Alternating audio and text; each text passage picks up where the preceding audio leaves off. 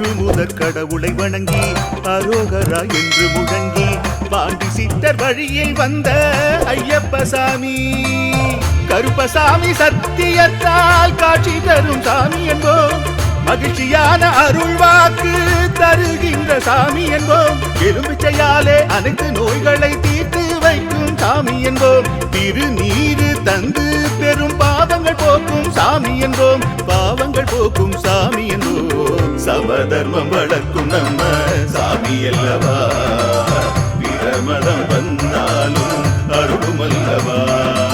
சமதர்மம் வளர்க்கும் நம்ம சாமி அல்லவா. பிரமதம்